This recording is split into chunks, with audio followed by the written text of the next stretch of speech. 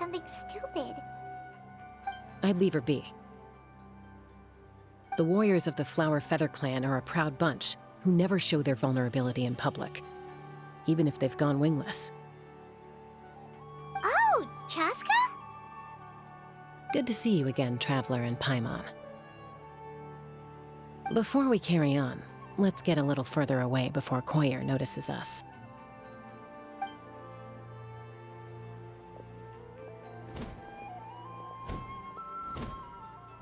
So, that girl on the bridge, Koyer, you said? Should she really be on her own right now? With the mental state she's in, it just seems risky. Don't worry. That's exactly why I'm here. Elder Alpa sent me to keep an eye on her. If she does attempt the unthinkable, I'll swoop in and catch her. I doubt it'll come to that, though. She's a fighter. A warrior, in fact. One who aimed for the sky. However despondent she might feel now, I'm confident she'll get through it. Well, in the Flower Feather Clan, there's an elite flying squad made up of Kukasaur riders. But it's an extremely selective squad. To become a rider, you need to undergo a trial where you not only demonstrate mastery of the relevant skills, but also win the approval of the Kukasaurs. Very few candidates make it through the process. Koyer has spent years training for her most recent attempt, but unfortunately she didn't pass. So it's not hard to see why she's so upset. Sometimes, after multiple failed attempts to pass the flying test and win the Kukasaur's approval, people get so disheartened that they give up on their dream to soar the skies. They resolve to quit trying for good. We call those people the wingless.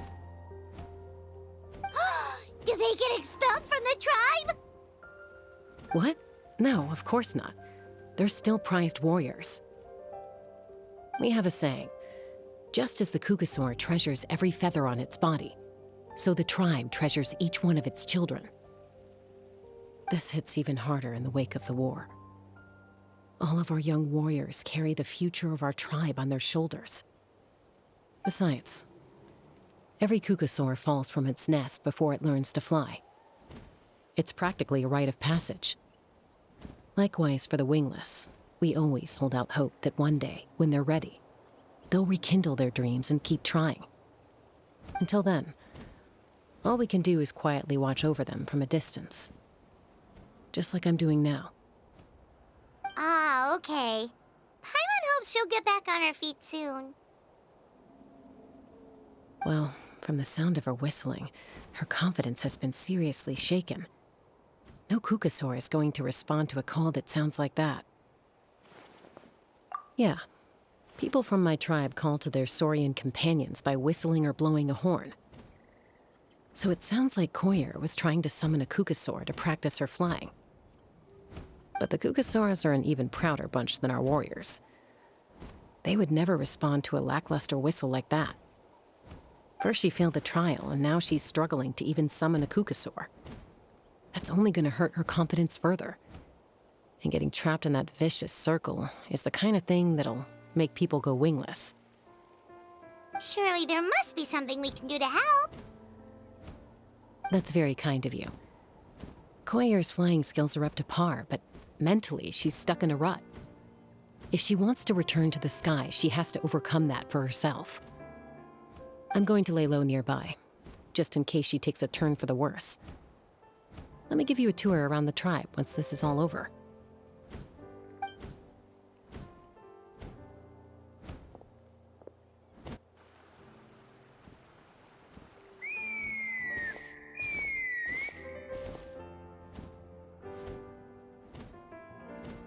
Koyer still isn't giving up.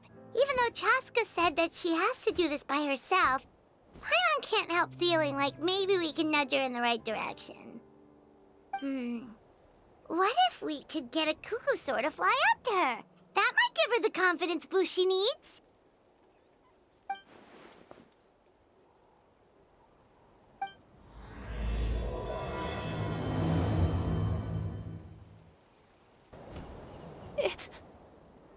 It's a Kukasaur! Oh my gosh! Is this really happening? I did it! I summoned one! I was beginning to think you'd all given up on me completely. Thank you. Oh, thank you.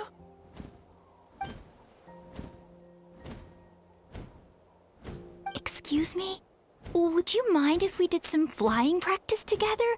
Right now? I think I know where I went wrong in the test now. I need to maintain a higher speed on my turns.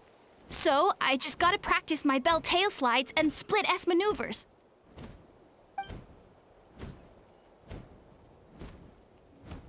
Also, I really want to try some stall turns and cobra maneuvers.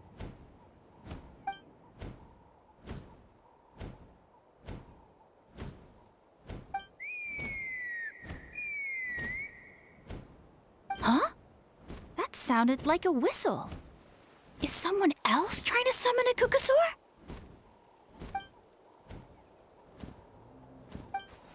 Hey! Wait! Wait!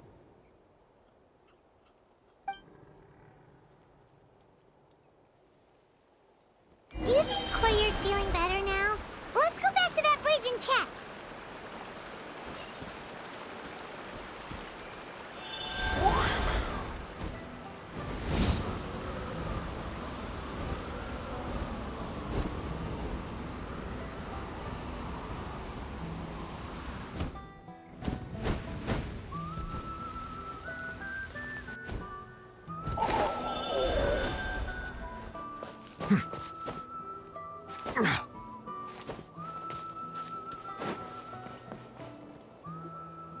Chasca! I summoned a Kukasaur! They do still respond to me after all! Although, unfortunately, someone else summoned it away again before I had a chance to go for a flight. Oh, really? That is unfortunate.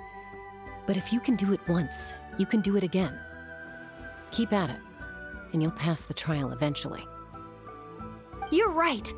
You know, I almost thought about giving up, but I'm glad I didn't. Hey, Chasca, how's Koyer doing? Huh? Who are you? And how do you know my name? These are my, friends. The Traveler and Paimon. You came up in conversation the other day because I was telling them about up-and-coming warriors in our tribe. Oh, the Traveler, huh? So that's you. What do you mean up and coming? I'm closer to being wingless than I am to passing the trial. Anyway, we haven't met before, have we? You look so familiar somehow. Maybe you saw her in the stadium? Or anywhere, really. She's been all over Natlan lately, so it's not surprising that you've seen her around. If you say so. Koyer, Chasca.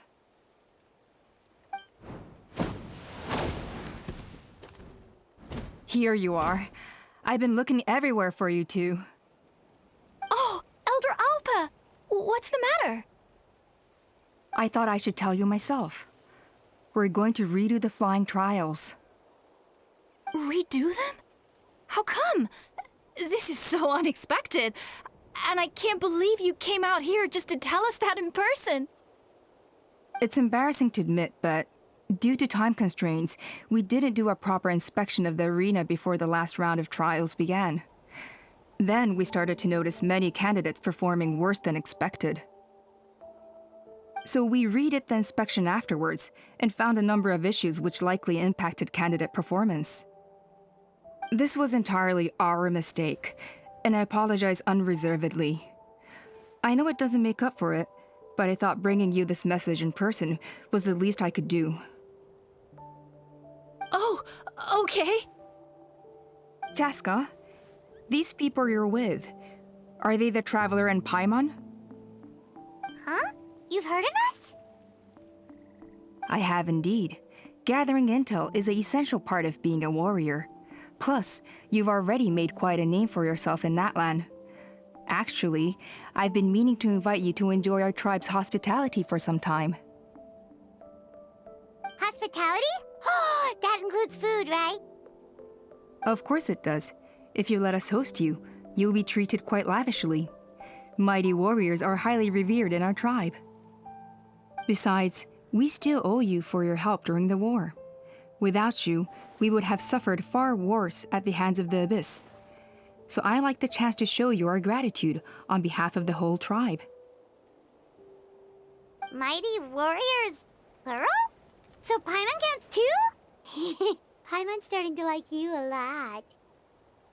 That should go without saying. Your flying skills are the envy of our tribe.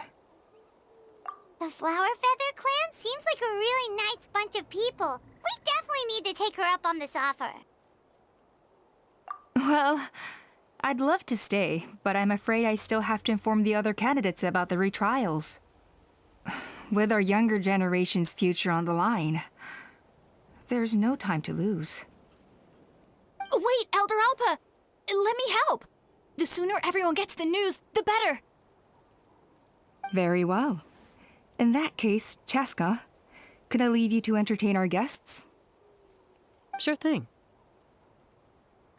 Okay. Let's meet by the Obsidian Totem Pole later. Koyer, let's get going. Okay.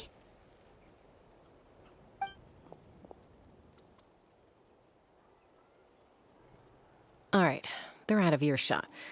I'm just gonna come out and ask. That Kukasaur who responded to Koyer's call, that was your doing, wasn't it? I grew up with these creatures. I could tell something was off the second I saw it. Her whole demeanor seemed less like a Kukasaur and more like, well, you. So I figure you must have been pulling the strings somehow. She looked very flustered when Koyer asked for a ride, so I whistled to give her a chance to escape. And judging by the look on your face, that was a welcome intervention, huh? It's all right. If you'd rather your hidden talents remain hidden, I respect that. I won't press you for answers, and I'll keep my speculations to myself. You're the kind of person I'd still trust even if you had superpowers. I know you'd use them for good. I think the ends justify the means in this case. She just lacked confidence, and you helped her resolve her internal conflict. If you hadn't intervened, I likely would have gotten my mom to help out instead.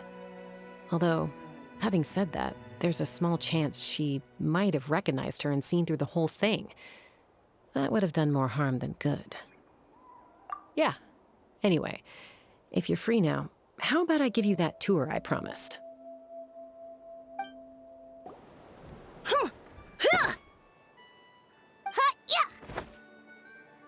Ready? I'm gonna get you! Uh-oh. Are they fighting? Should we try and break them up? They're fine. Just doing their daily combat training. Combat training? A little young for that, aren't they? Not to us. We're a tribe of warriors. In ancient times, we were the most elite troops in the nation, responsible for patrolling and defending all of Natlan. And even though times have changed, we've kept our martial spirit alive. Hey, is that Chasca? Chasca! You're back! Oh, can you come train with us? Now's not a good time, I'm afraid. I'm showing the Traveler and Paimon around. Maybe next time. The Traveler and Paimon? Wait, you mean that legendary warrior and legendary flying expert? Legendary? Yep, that's us, all right. Awesome. It's so cool that you can fly without having to ride a Kukusaur. Even Chasca could only do that for short distances. Miss Traveler, can you teach me some cool sword tricks? Oh, Miss Traveler! My family's shop makes the best volcano cake! You gotta try it! Let's behave ourselves, everyone. These people are here as our guests. They're going to meet Elder Alpa in a few minutes anyway. Kotini, instead of being jealous of other people's talents, why not work on developing your own? Kapak, there's no point in trying any cool sword tricks until you've mastered the basics. Have you done all your sword drills today? And Natlan, easy does it, okay? Not every conversation has to turn into you plugging the family business. Okay. Sorry about those kids. They just got overexcited when they heard your name. I hope it didn't bother you too much. This is a volcano cake that Natlan forced into my hands. She said to think of it as an apology gift. Whoa, it smells amazing! Traveler, you want some? That's good. Natlan will be thrilled. By the way, Chasca, those kids really adore you. You're way better with them than Paimon expected. Paimon figured you'd be more... aloof, maybe? Aloof, huh? Well, to be fair, there was a period when I was like that. Around the time when I first joined the tribe. But it's a terrible attitude to have as a peacemaker. It tends to turn situations that could have had a peaceful resolution into a stalemate that can only be resolved by force. Yep, exactly. As long as other options are available, I try to avoid that at all costs. Someone once told me that peace imposed by force will crumble in a matter of days. But peace achieved through genuine dialogue actually benefits both sides. Even if sometimes the parties are only willing to negotiate because they're both armed to the teeth. That's true. Hey, Chasca! Uncle Cusco knows you're back, and he's coming to get you. Oh, thanks. Traveler, Paimon, got a dash. I'll meet you at the totem pole up ahead. You can't miss it. It sticks out like a sore thumb. Wait, are you running away? First rule of conflict resolution? Grab the fan and run before the you-know-what hits. Trust Chasca to make even running away sound cool. Sorry about this. Just stall him for me, okay? I'll explain everything later.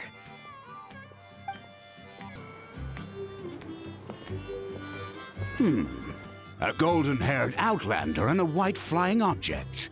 You must be the traveler in Paimon. I heard Chasca was with you, but I suppose she's run away again, has she? Sorry, who are you? Who am I? Only her father. She's supposed to go for a checkup every 3 months to see how her abyss condition is doing. We both agreed on it. But she's already missed 3 checkups this year. That's 3 out of 4. Yes, she got exposed to abyssal energy as a young child. Then her birth parents abandoned her. It's lucky those wild cuckoosaurs found her when they did, or she wouldn't have made it. They took her under their wing and raised her as one of their own. Eventually, some riders out on patrol spotted her and brought her back to the tribe. But she was practically feral at that point. The moment you took your eyes off her, she'd be getting herself into a fight, or she'd run away to be with the Saurians. She seemed to prefer them to her own kind. She might as well have been a Saurian in human form. That must be the aloof period she mentioned, right? We later discovered that her exposure to the abyss had planted seeds of conflict in her heart. So, we started trying to bring it under control. But ultimately, she's the only one who can control it. Anyway, she's much more human these days. Yeah, don't worry about her. She seems pretty stable to Paimon. She's probably only avoiding the checkups because she thinks it'll stop you guys from worrying about her. Yes, I'm well aware of that. She knows she needs to be careful. If her condition ever took a turn for the worse, she wouldn't be brushing it aside like this. It's just, every checkup she's been to, they find new cuts and bruises. Nothing to do with the abyss, of course. Oh no, that's all fine. The problem with her is, she's her own worst enemy. She's been living dangerously again. I'm sure of it. That's why she's avoiding the checkups. She wants to hide it from us. Yeah, Paimon can see her doing that. Oh. In the past, she always had Koichi to keep an eye on her. Now Koichi's gone, and I don't want to lose another daughter. Chasca's been increasingly reckless since Koichi passed. It's like she's trying to make up for it somehow. Next time you see her, please tell her to be careful for me. Even if she doesn't want to hear it. If she doesn't want to do these checkups anymore, that's fine. I just want her to stop putting herself in harm's way.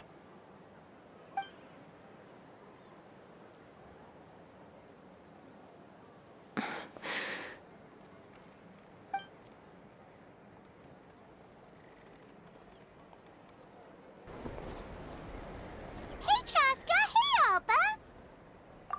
It's all right. I bet my dad talked your heads off, huh?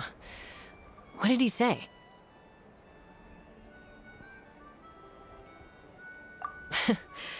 I was sometimes a little impulsive back then. That's putting it mildly. The memories. It feels like it was only yesterday when we brought you back and had Cusco and his family take you in. Back then, no one imagined this feral child would grow up to be the strongest warrior of the Flower Feather clan. Huh? You were the one that brought Chasca back to the tribe? That's right. Elder Alpa was already a veteran rider by then. She spotted me while patrolling from the skies and tracked down my Kukasaur mom. Mom agreed it was time I tried to re-enter human society. But I didn't know the first thing about being civilized. I clashed with everyone who had to deal with me. And look at you now, renowned throughout the land as a peacemaker.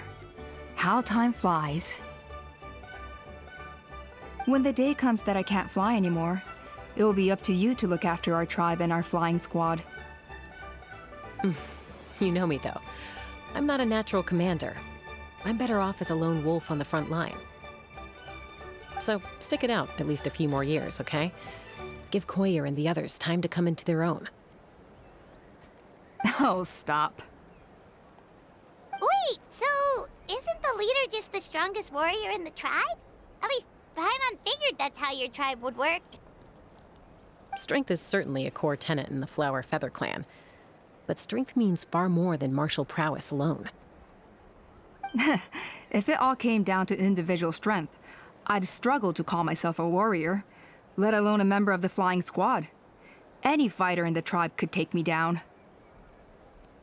Well, sorry to disappoint you. It was something I aspired to at one point. So much so that I went adventuring in the Cinder City, Chasca Natlan, to try and prove myself. But it was foolish of me. I wasn't ready.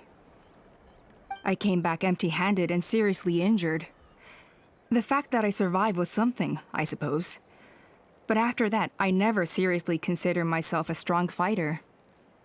And yet, you still managed to become the leader of the flying squad, thanks to your experience and determination. All while battling those old injuries. Don't you think that's a display of strength in its own right? Let's shelve this discussion for now. Traveler, Paimon, there are some simple refreshments on the table. Please help yourselves. Yes! Paimon was waiting for that part! They were for the snack stomach. The refreshment stomach still has plenty of space.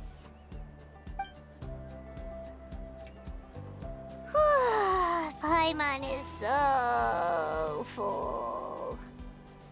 Well, if you're enjoying our hospitality, feel free to stay with us as long as you like. Elder Alba? Something's come up.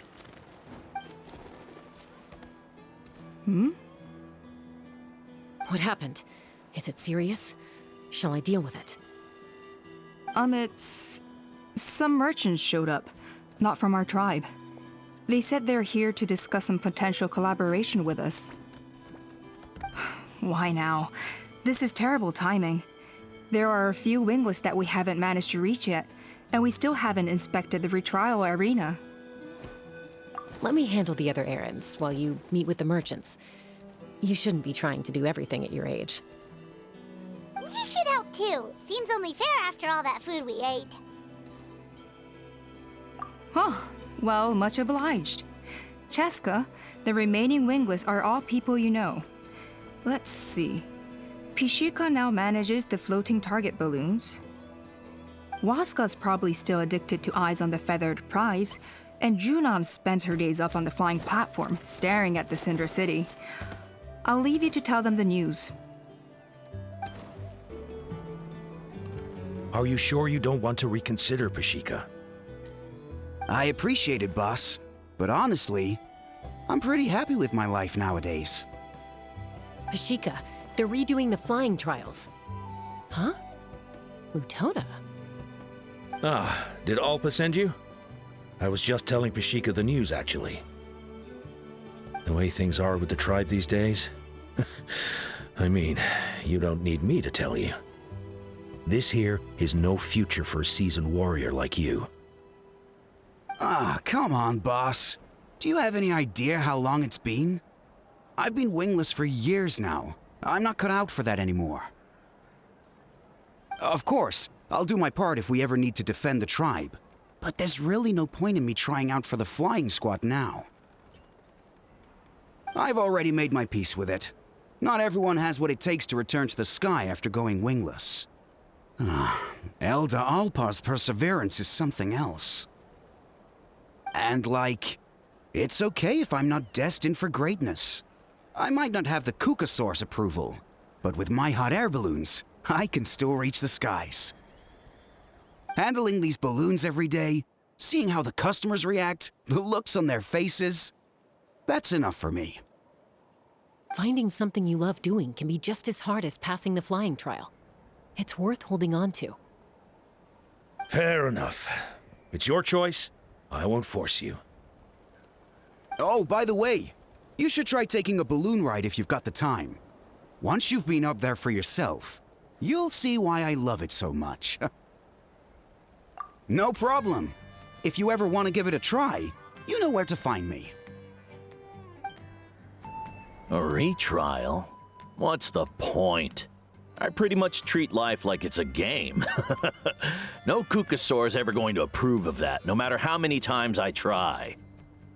Waskar, I can assure you, Kukasaurs wouldn't judge you for something like that. Well, they must be judging me for something. Maybe I lack fighting spirit, or just don't have the talent. Not everyone's a natural like you. Don't waste your time on me. You'll have better luck with the ones who still have their heads in the clouds. In the meantime, I think I'm gonna treat myself to a few more games of Eyes on the Feathered Prize. Yeesh, there's wingless, then there's being a total lost cause. You used to be a fierce warrior, actually. But fighting spirit alone won't win you the Kukasaur's approval. Are all Kukasaurs so strict? The ones in floating target balloons and Eyes on the Feathered Prize seemed pretty chilled out. It's one thing to hang out and have fun, but quite another to take to the skies with a human life on your back. Giving a ride to someone who's unqualified endangers not only the rider, but also the Kukasaur themselves. If the rider makes a mistake, they both suffer the consequences. So we have a mutual understanding with the Kukasaurs. If someone isn't up to standard, we have to reject them. Even if it means breaking their hearts.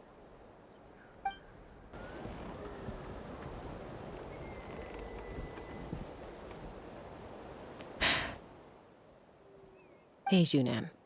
Gazing out at Natlan again, huh? Chasca? What are you doing here?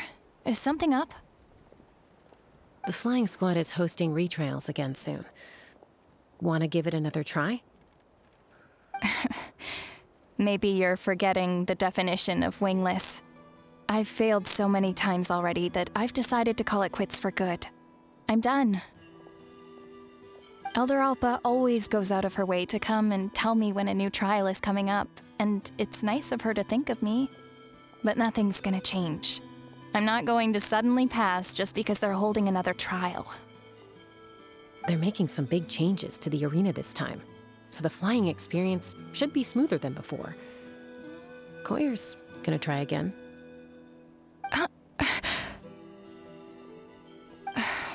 No, forget it. If I was genuinely good enough to make the squad, the location shouldn't affect my chances. A true rider can fly confidently whatever the conditions, like you and Elder Alpa. Shunan! They're redoing the... Huh? Chasca and the Traveler. You're already here. I guess they told you already then. Come on, let's go train together.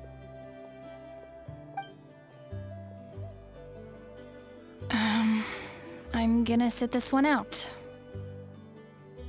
What? Why? But you've always looked up to Elder Alpa. She went wingless after her injury and spent years drifting, but even she came back and made it in the end. If she can do it, why can't you? I mean, I don't have that kind of perseverance. And besides, the last thing I want to do is fail in front of her yet again. Oh, come on. You know you don't need to worry about that.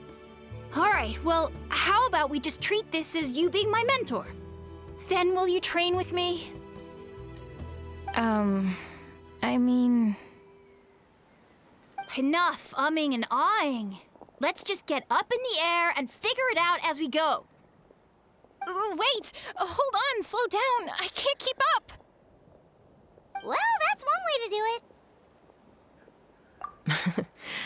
They've been best friends since they were kids. If anyone knows how to get Junan out of a rut, it's Koyer. You helped Koyer deal with her internal conflict, and now she's done the same for someone else. You know, people often talk about how one conflict leads to another and so on.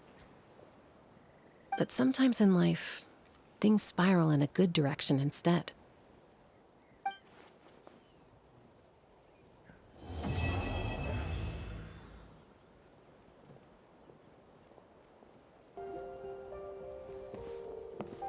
Oh, hey there, Chasca. Did Elder Alpa send you? Yeah, she's got other things on her plate right now. How are things looking here? Well, the inspection revealed numerous blockages all over the trial arena. It looks like they're the result of ley line disorders caused by repeat abyss invasions. Theoretically, we just need to clear those obstacles, and the arena will fill up with gaseous phlogiston again. But that's proving difficult to achieve in practice, for all sorts of reasons. Why don't you head on down and check things out for yourself? Feel free to ask the staff for more details.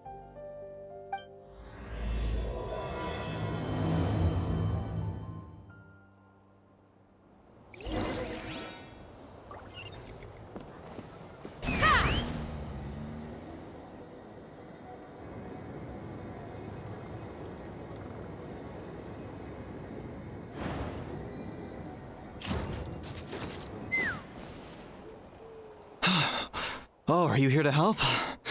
Thank goodness. There's no way I could do all this by myself. So the blockage here has to be cleared using a special bomb, but carrying explosives up that steep slope would be a recipe for disaster. If I dropped it or slipped and fell, I'd be blown to bits in an instant. So, my plan was to transport the bomb to the other side, then send it over in a hot air balloon. All I need now is for someone else to strike the balloon at the right moment, dropping the payload right on top of the spout, and problem solved. What do you think? Simple enough, right?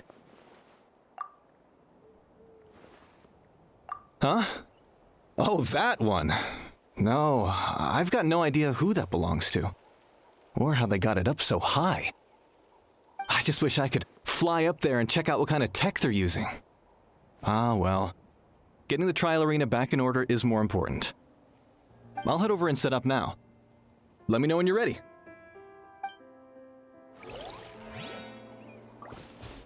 All right! Get ready!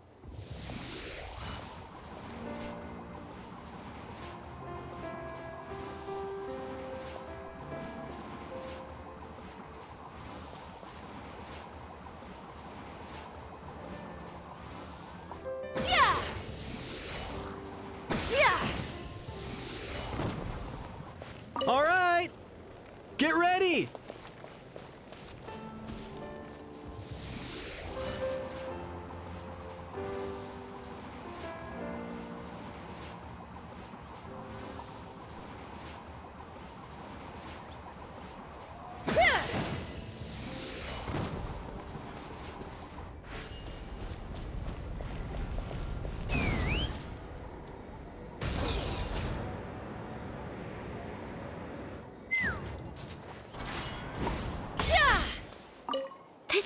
crazy.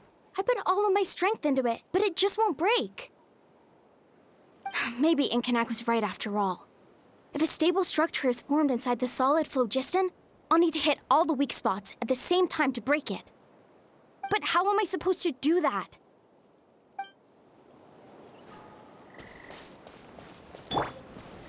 Stabilize!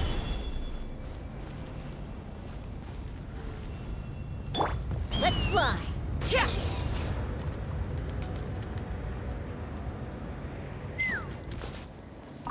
How strange. Why is there so much solid phlogiston here? Well, could be from the Children of Echoes. Maybe it got swept up here due to the ley line disturbances? And I did see those strange markings on the cliff. I can't think of a way to resolve this. Short of going all the way to the Children of Echoes to borrow it to Petlisaur.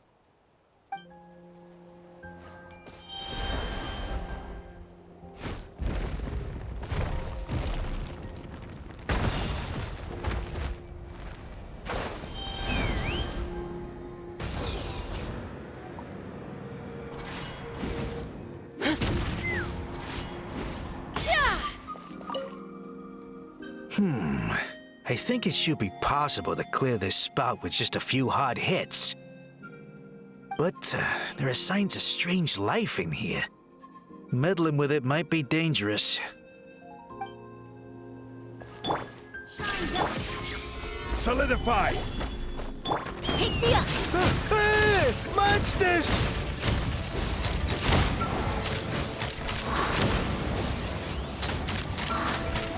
The gaseous phlogiston is being replenished. Looks like all the spouts have been unblocked. Let's head back up.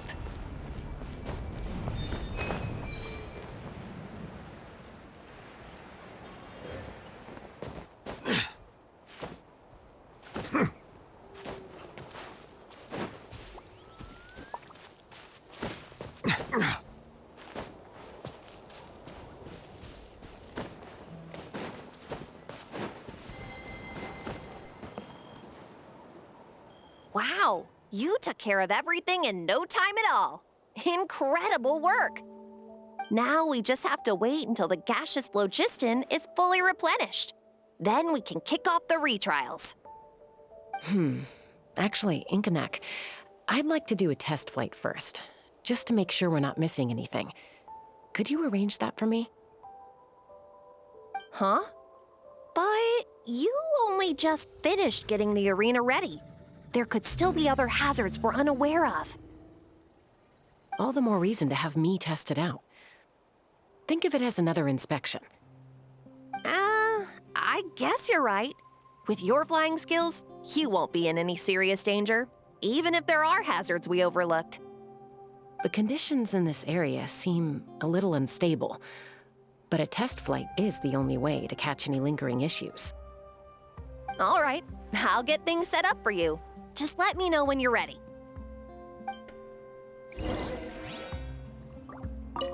Are you ready? This should be a piece of cake for Chasca, but still, try to be careful. All right, then spread your wings and fly. Let's fly.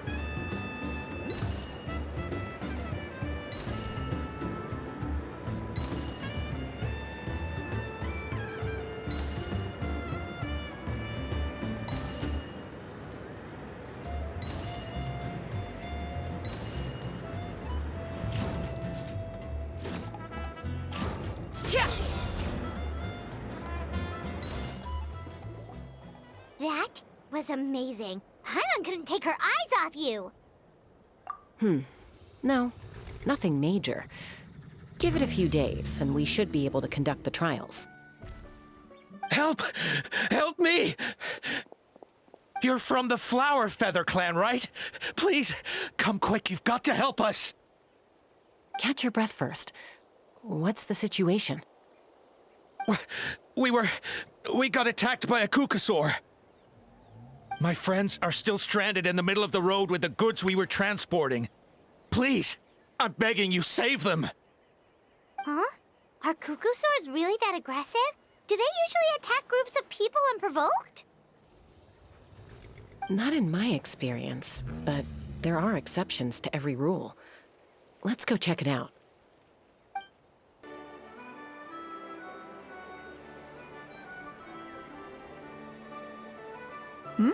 Chasca? Traveler? This is a surprise. Elder Alpa? Huh. So, where's this aggressive Kukusaur we've heard about? Already flew away. Looks like it backed off once it realized that reinforcements were coming. So why do you think it attacked these people in the first place? Was it after the food? No. These merchants are even transporting food. Ah! Thank goodness! The phlogiston wings are intact! Phlogiston wings? Thank you so much for coming to our rescue. These phlogiston wings are our most prized goods. If anything happened to them, it would ruin us.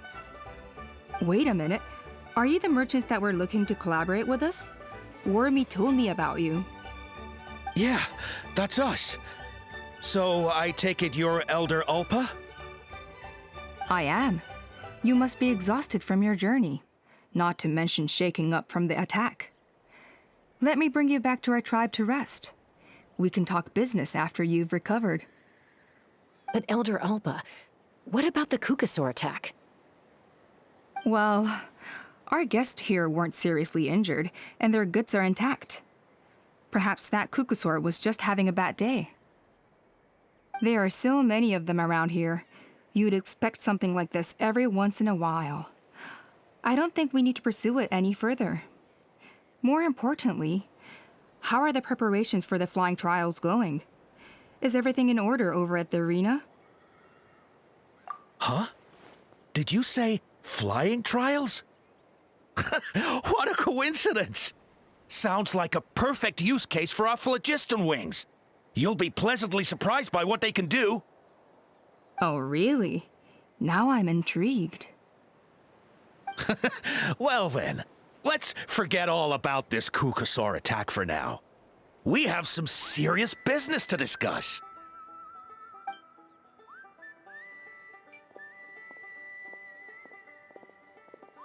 Huh? So that's it?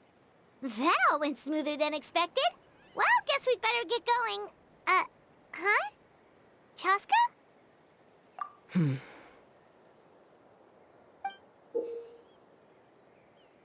A blood-stained feather.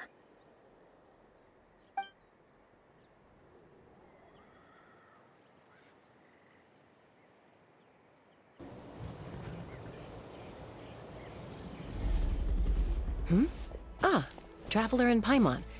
You came. Yep, and it looks like we made it just in time. Although, can't say the same for the Kukusaurs. Bit of a low turnout, huh? Yeah, you'll see why soon enough. All right, get ready. 3, 2, 1, fly! Whoa! We're really flying! I feel light as a feather. I'm flying without a Kukusaur. These phlogiston wings are awesome! What's going on? Paimon can barely believe her eyes. How did they fly all on their own? The merchants we ran into that day were selling a product called phlogiston wings. It's a flying machine worn on the back. To operate it, you just use a handheld trackball that controls the flow of gaseous phlogiston. That's incredible. Yeah. If our tribe, well, if Natlan mass adopted this technology, it would revolutionize our mobility and responsiveness in times of crisis. Just think of the countless tragedies that could be averted. I feel like I'm dreaming. Did I really just fly on my own without the help of a kukasaur? You'd better believe it. Plus, you just passed the flying trial. Right, Elder Alpa? Elder Alpa? Should this really count as a pass if we did the trial using phlogiston wings? Why not? The scoring rubric is about flying performance. It doesn't specifically say you have to ride a kukasaur, does it? Yeah, maybe, but I mean, even Chasca had to ride a kukasaur in her trial, right? And the whole point of the trial is to test both your flying technique and your ability to work with a Saurian companion. Well, if we can fly by ourselves, maybe we don't need to test the ladder anymore.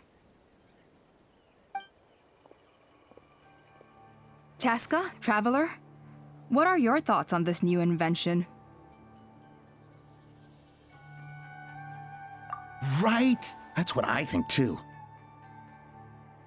I agree that they have strategic value, but I don't think it makes any sense to evaluate candidates by the current testing standards if they're using phlogiston wings. Why? Shunan finally mustered the courage to go through with this, and now you're saying it doesn't count?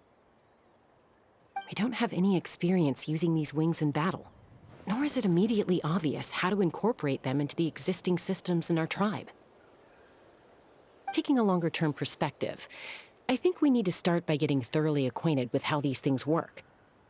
Then we can develop a new trial format with new assessment criteria, tailored to candidates using the phlogiston wings. You all raise valid points. But Chasca, while your proposal sounds perfectly reasonable, it would probably take years to put it into practice. We lost so many people in that war. These phlogiston wings could be exactly what we need to strengthen our forces and boost morale in this trying time. And as for real-world battle experience, there will be plenty of opportunities to gain that. I have high hopes for you, Junon. Huh? Hey, stop staring into space! Say thank you! Oh, thank you. Thank you, Elder Alpa. You have nothing to thank me for. Remember, the way you got your wings back was by relying on yourself. Oh, Elder Alpa! Bad news! Kukasaurs are attacking the merchants again! Again? Okay, everyone, stay put while I... Huh? Chasca?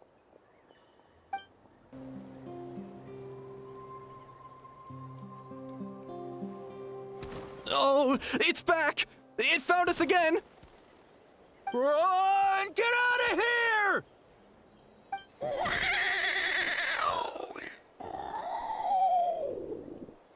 Curses! She's really riled up this time. Hey! Stop running! We'll never outrun a creature with wings! Get back here and let's fight!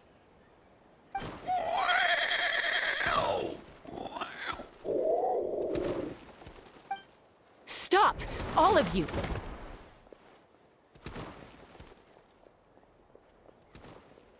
Chasca! Oh, wonderful! Quick, get rid of that thing!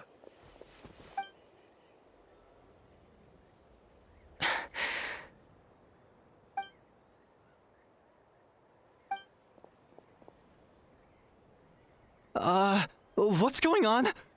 Why isn't she doing anything? So it really is you.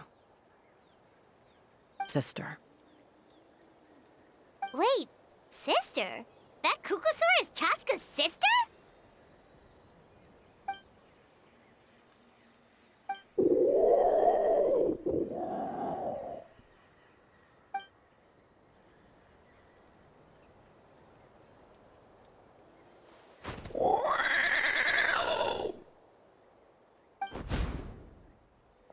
Koya, wait!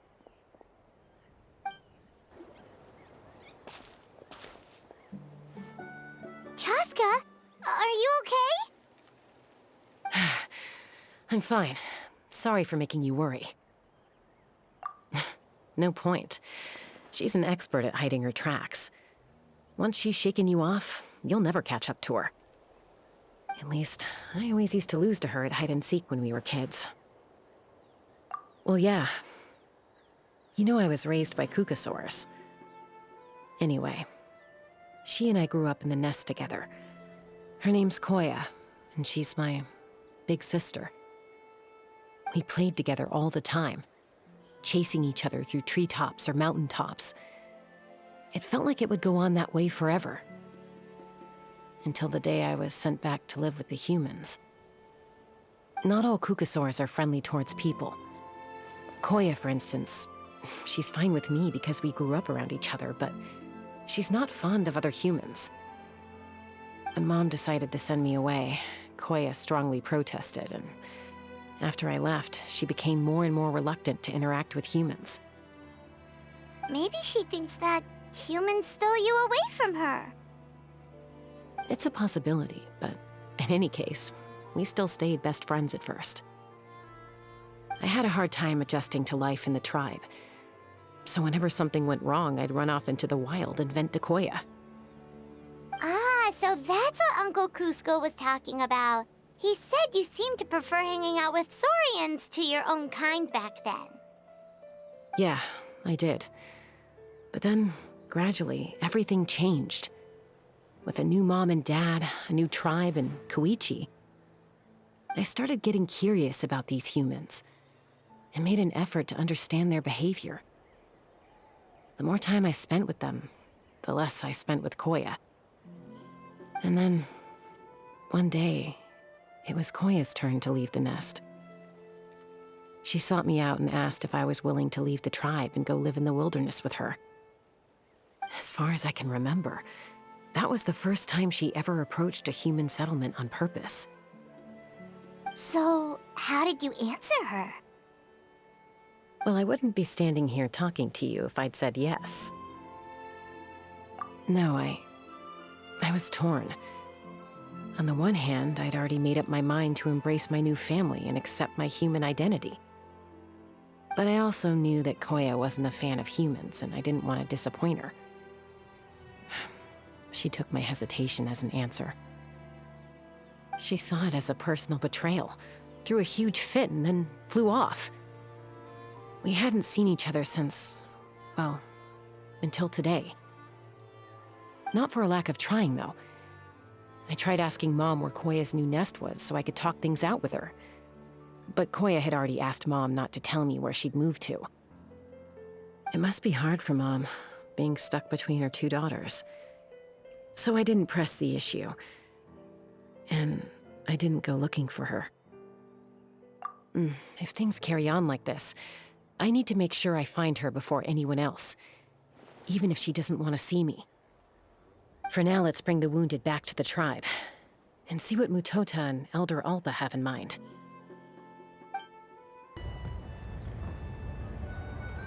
So, I hear there's been another Kukasaur attack. Ha! I knew it! They're wild animals, and they can't be trusted. Hey, show a little respect. The Kukasaurs are our partners. Maybe in the flying squad, but they don't give a hoot about the rest of us. Well, now that we have the phlogiston wings, do we even need the Kukasaurs anymore? Are you kidding? How are we supposed to protect our tribe without them? I didn't mean it like that. Huh? Protect our tribe? Or are you just scared that your precious flying squad will lose its prestigious position? You take that back! Things are changing so quickly. Chasca, there's a conflict emerging there. Aren't you going to nip it in the bud? The whole tribe's talking about this now. Breaking up a single fight won't solve anything. The real source of conflict here is the phlogiston wings, and what happened with Koya. On any other day, people would just brush this attack aside. After all, clashes between wild kukasaurs and humans are no more common than those between people. But now that the phlogisting wings have entered the equation, it's sparked a debate over whether our tribe needs the kukasaurs at all. I worry that we risk repeating the mistakes of the Cinder City.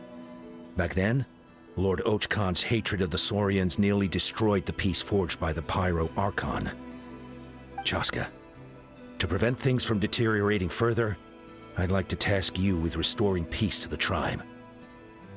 I will. Traveler, you've already done so much for Natlan, and the Flower Feather clan has no right to ask more of you. But... thank you. And don't forget about Paimon. Just leave this to us. This whole situation has unfolded so quickly that it's put us on a back foot. To tell the truth, it makes me a little suspicious. You think someone might have orchestrated all this? It's possible. Leave it with me. I'll look into it. Also, Chasca, could you try to keep a low profile while you're out there digging around? We don't want to give our hand away. I'll do my best. Okay, so where should we start? This all began with Koya's attacks. If we can find out what led her to do it, that should give us something to work with. Unlikely. Given how she reacted when I showed up, I don't think she's forgiven me. If you want to resolve a conflict through dialogue, sometimes you need a third-party facilitator. Let's go see my mom.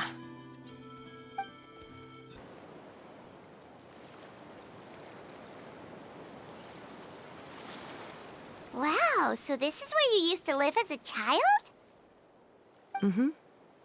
When I was little, we used to do this thing where I'd jump from the top of this tree, and Koya would fly over from the platform and catch me in midair.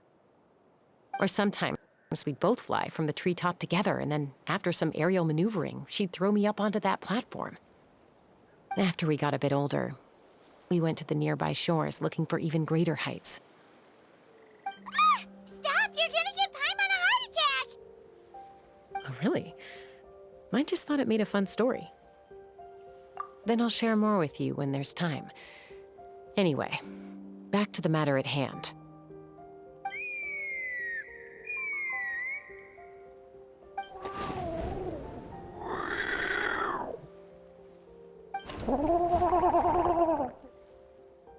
Hey, Mama Bird. I'm back.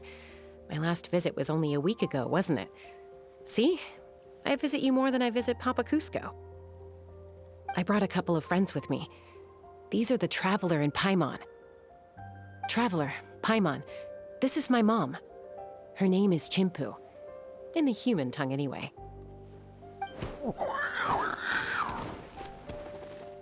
Hi! No, not really. I don't speak it as such, but I can sort of get the gist. Although only with Mom and Koya, since I spent my formative years with them. Even then, it's basically a best guess based on their sounds, body language, and expressions.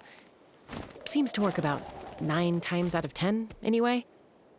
As for whether Mom understands me, I can't always tell. But somehow we still manage to communicate. Call it the family bond, I guess.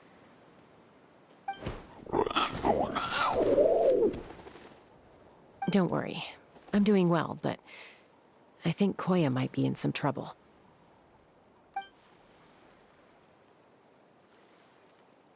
I know she's never been a fan of humans, but she's never deliberately attacked them before either.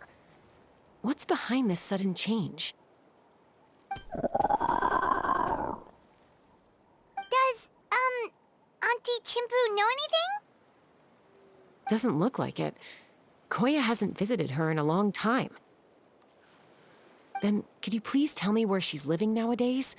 I really need to talk to her. If this animosity between her and the tribe continues, then the next time there's an incident, I don't know if I'll make it there in time.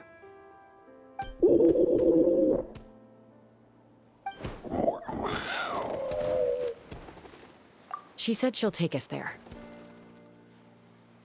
Thank you, Mom.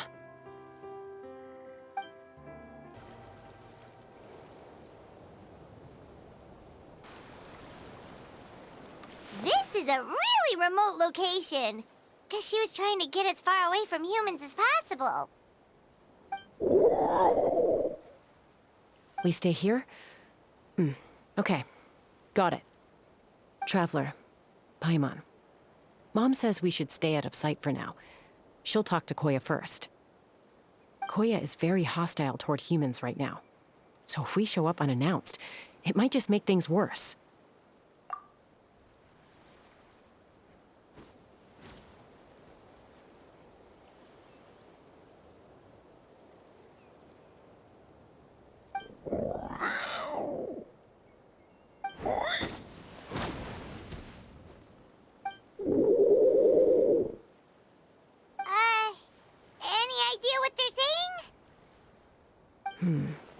Sounds like things are more complicated than I imagined. There's evidence in this area suggesting that Koya might have been the victim of a human attack.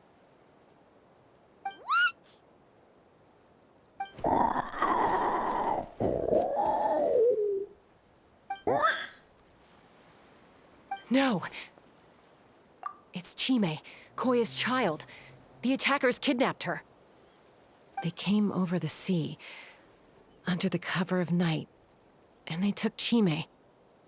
What the heck? Who would do such a thing? I searched day and night, and finally found them.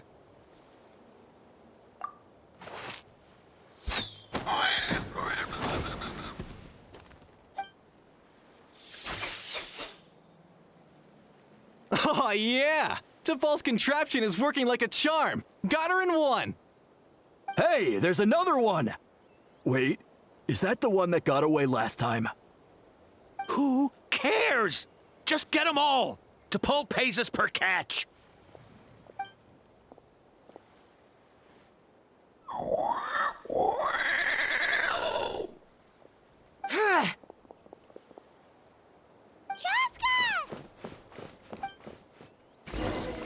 Chasca? How do you get here? Quick, stop her! Don't you even think about running away!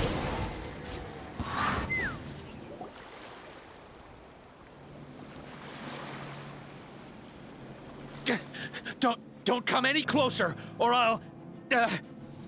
Go, Phlogiston Wings! Take me out of here! Uh-oh, looks like it malfunctioned! This is bad. Mom and Koya are already injured. And if that thing explodes right next to them... Help! Elemental energy suppresses it! Please, someone! Get back!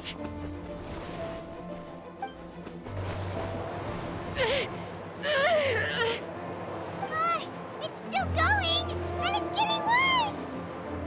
Guess we need a more permanent solution. All right, then.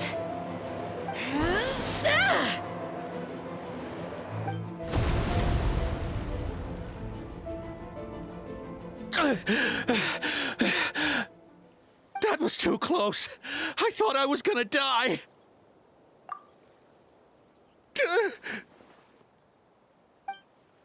Answer us honestly. Were you the ones who attacked Koya before? I am... No, it was...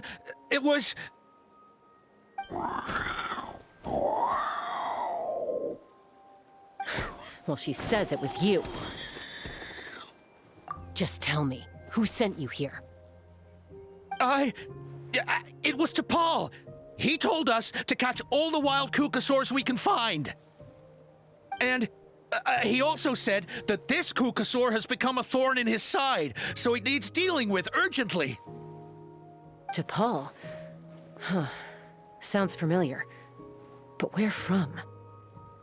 Well, he tends to send his orders in writing. He pretty much never communicates with us in person. When he does, he wears a mask to hide his face. And whenever we trade Kukasaurs for Phlogiston Wings, we deal with his henchmen. So you didn't even make those wings? All we did was slap some labels on them and transport them over here, to make them look like they're imported. To make it harder to trace their origins. I don't know, honest! Well, that's mighty convenient, huh? What about if I held a gun to your head? Would that change your answer? No need. I'm sorry. I'll tell you everything I know. T'Pol doesn't tell us much, but he always stresses that he wants them alive. So that gives us some clues. This is just a best guess, of course, but we suspect that the gaseous phlogiston stored in the trackballs is drawn directly from the Kukasaurs. What?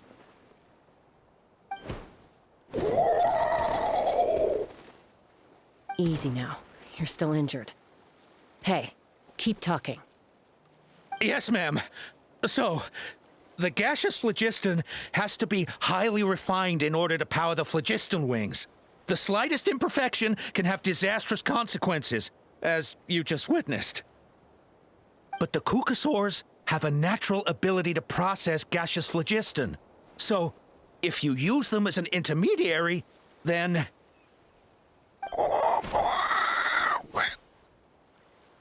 That's enough. So the Kukasaurs you took, where are they now?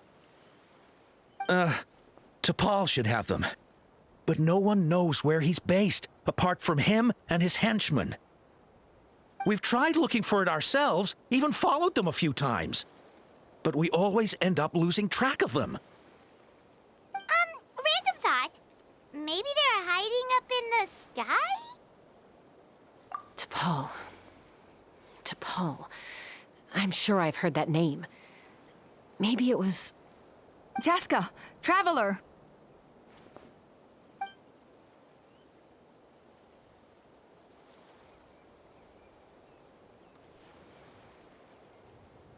That voice! It's Alpa!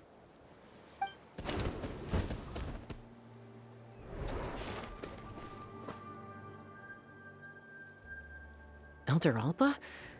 What brings you all the way out here? Well, I was patrolling nearby when I heard the sound of an explosion. What's going on?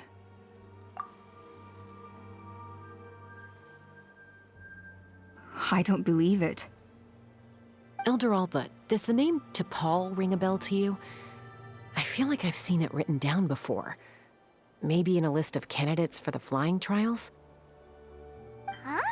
So he's a member of your tribe then? No.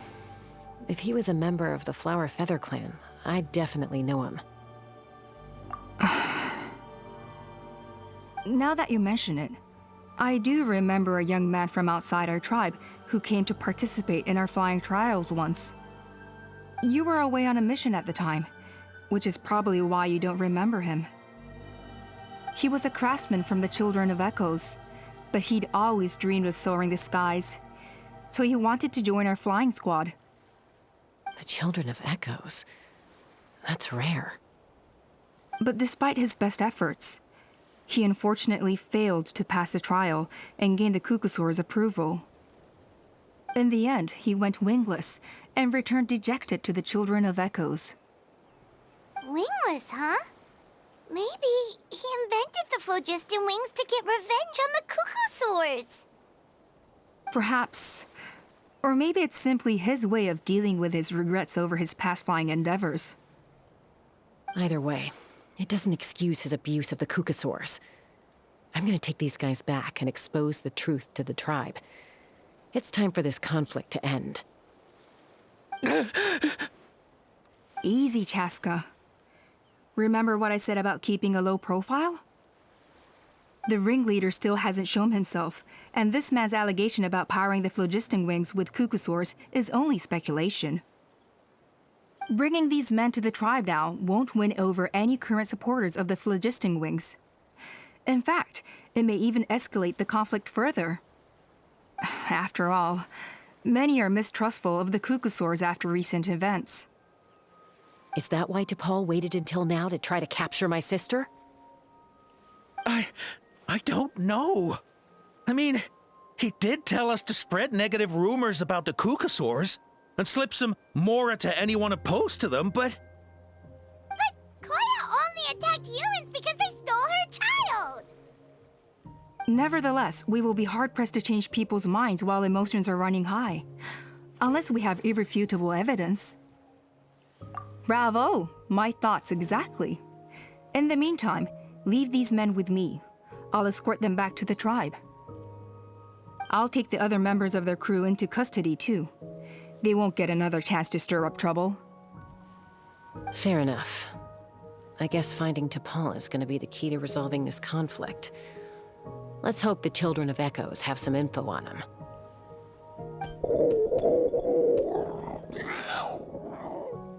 Sorry, whatever it is, it'll have to wait till this is all blown over. I have to fix this situation before it spirals out of control. Mom, sis, rest up and get well soon. I gotta fly.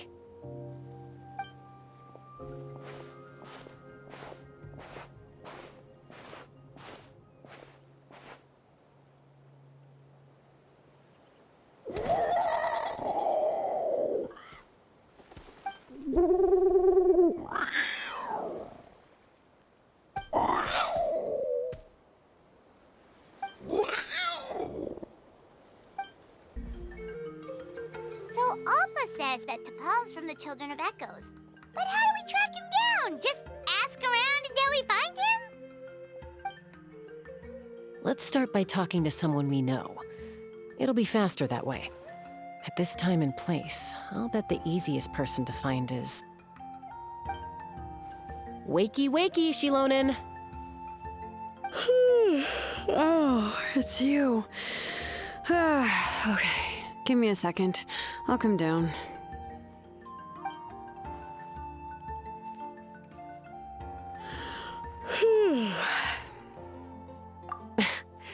I climb trees to fly further and see farther. I don't usually stop for a nap. Well, we're not all like you. Always full of energy, even after flying around all day. Yeah.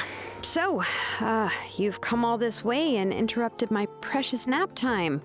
Might I inquire as to, why? I'm sorry, Shilonen, but it couldn't wait.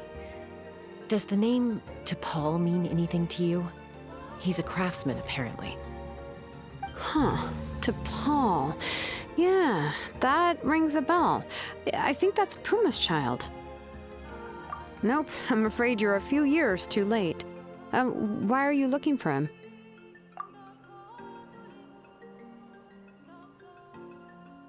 Huh, phlogiston wings. Wow, okay. The kid actually pulled it off. Well, looks like, no more rest for me today. Pulled it off? You mean he's tried making something like this before? Yeah, he started trying to build a flying machine right after he got back from the Flower Feather clan. So right after he went wingless, then. Was this flying machine anything like the gun you made me? You mean your gun that's harder to tame than the proudest Kukasaur? No, he wanted to build something that allows anyone to fly freely, even if they're not naturally gifted. But he never got very far back then, though. Blew up his workshop a few times and barely made it out alive. I never really kept up with him after that. His parents traveled a lot in their youth and only returned to the tribe after he was born. But they settled in a remote area and don't interact with other people much. Which means most people in the tribe don't know them very well. Your best bet is to chat to his direct family. I'll, go get Puma. Wait for me in front of the workshop. I won't be long.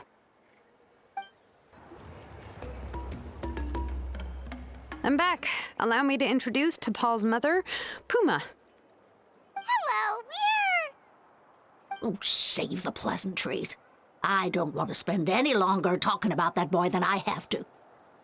Huh?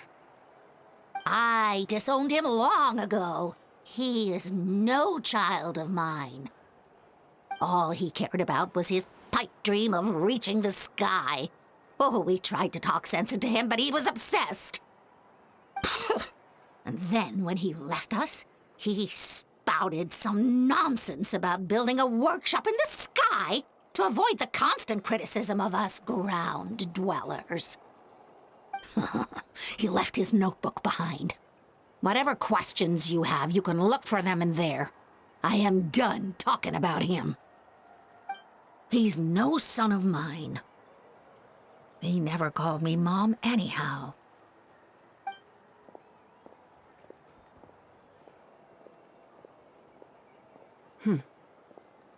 Wow, they've really fallen out.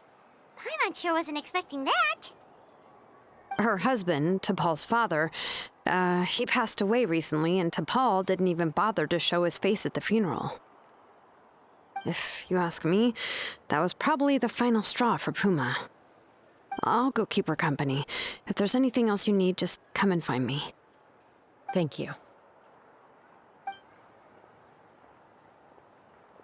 Okay, so this notebook is the only lead we got now, right? What's in there?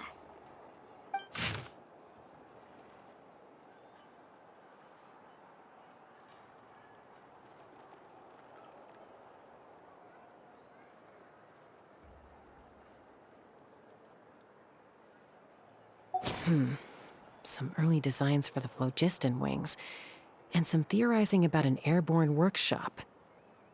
Natlan, the Cinder City. Looks like that's where he got his technological inspiration from. So, was he serious about the workshop in the sky? But that's such a big project for one person. Do we think he actually pulled it off? Oh, yes. The one from the trial arena that was super high up! That balloon has been there for a while, and everyone's been wondering how it got up there, but what if that's the wrong question? What if it started off even higher up, above the clouds and out of view, and it only descended to its current height due to some kind of malfunction? Part of T'Pol's workshop? Seems likely. If T'Pol's base had been hiding above the clouds this whole time, that would definitely explain why Isidore couldn't find it. Paimon totally called it! But how do we get up there? Chasca, can you even fly that high? By myself? Possibly. But with a passenger, no chance. I doubt even phlogiston wings could take you up that high. At least, not without that relic T'Pol mentioned in his notebook. Yeah, and he's probably holding on to it. We'll have to find another way. Nope. That's way beyond Paimon's altitude. Also, would you really expect Paimon to go up there and take on T'Pol all by herself?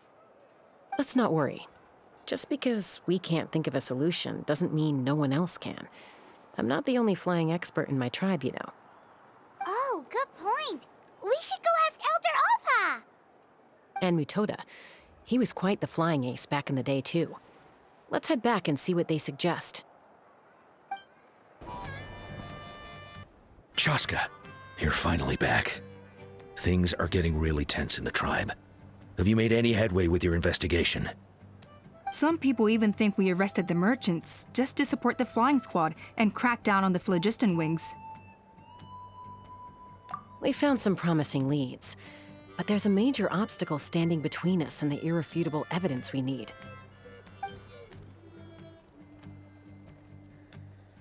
A relic from the Cinder City? So Ochcon's still managing to sow discord, even after all these years. An airborne workshop and a hot air balloon above the trial arena. And that's where you're trying to get to now? Neither phlogiston wings nor a Kukusaur can take you that high up. Do you really think that's where T'Pol is hiding? You know what? There might just be a way. Really? Do you still remember those spouts in the arena? When they were all blocked, the gaseous phlogiston was trapped and unable to flow. But now, it's flowing freely. If we were to block them up again... You mean all of them except the one at the very top of the arena? To build up the pressure there? Precisely. With all the gaseous phlogiston flowing through one spout, it would create a high-pressure wind current. And then we just ride ride it up into the sky! Yes, it has its risks, but with Chasca's abilities, I think she could manage it. It's an extremely risky approach, but I agree that it's feasible. If you want to give it a try, check with Inkanak at the trial grounds. She can explain how to block the spouts. Chasca, if anyone has a hope of seizing this evidence from the high heavens, it is you. Goodness me, that is a very bold idea. Maybe so, but we have to act fast. What's the quickest way for us to block off the spouts? From a technical perspective, I'd have to advise taking some measurements and carefully planning this out first. But I'm guessing that's not what you want to hear. Then we'll have to take the rough and ready approach. See the solid phlogiston over there? Our prior inspections revealed that some kind of stable structure has formed inside, making it highly damage resistant. It's not without its weak points, but unless they're all struck at the same time, the structural integrity won't be threatened. So, what happens if we do strike them all at once? It'll collapse. Okay, I see where you're going with this. Yeah, you got it. As long as you hit all the weak spots at once from the right angle, the solid phlogiston will fall right on top of the spout and block it up. You're right about rough and ready. Sounds like my kind of plan.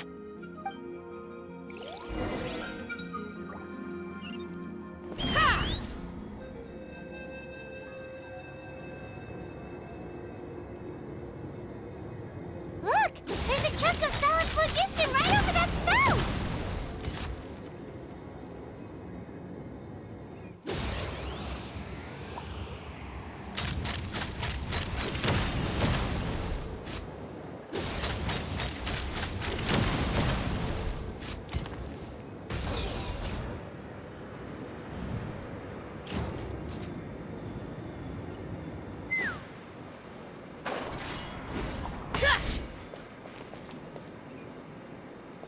Let's fly! Open fire!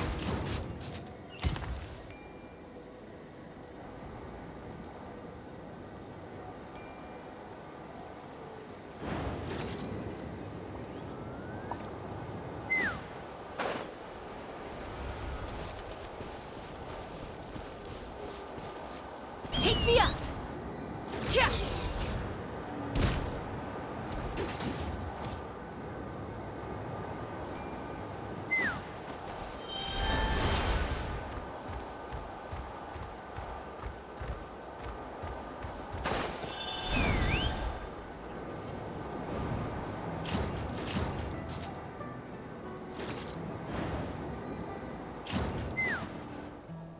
It actually worked!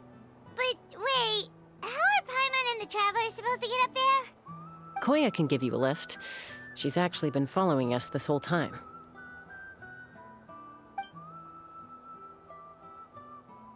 Wow, Paimon didn't notice at all. Well, probably because she didn't want to get too close to humans. Or maybe just me. But right now, we need her power. Whoa, you didn't even have to summon her!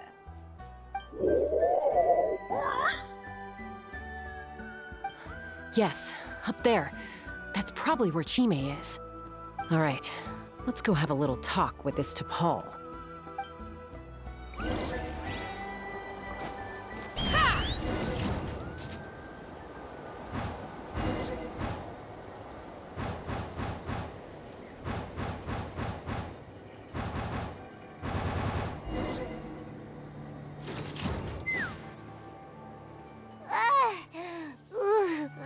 Paimon's never flown that fast before. She feels so ready to throw up. Aha. Just as I thought. It might look like a regular hot air balloon from the outside, but up close, it's clearly been heavily remodeled. And sure enough, it only descended below the cloud line because the custom-built machinery malfunctioned. I should be able to figure it out with T'Pol's notebook. Thankfully, I know a little DIY from fixing up my guns when they're having issues. That should just about do it. Now all it needs is a nice hard kick. Maybe that works on your guns, but, huh? We're really moving!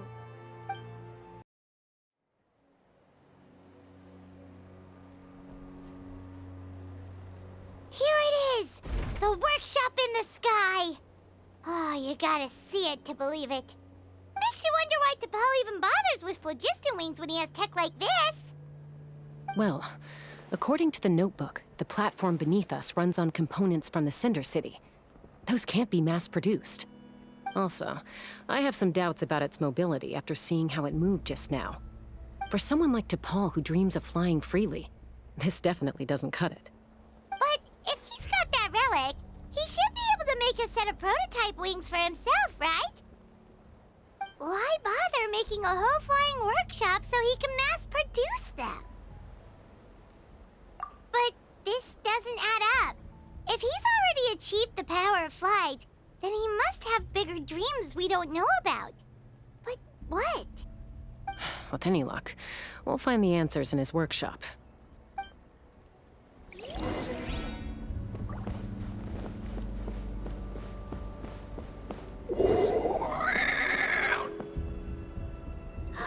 Cuckoosaurs! Seems like the merchants were right.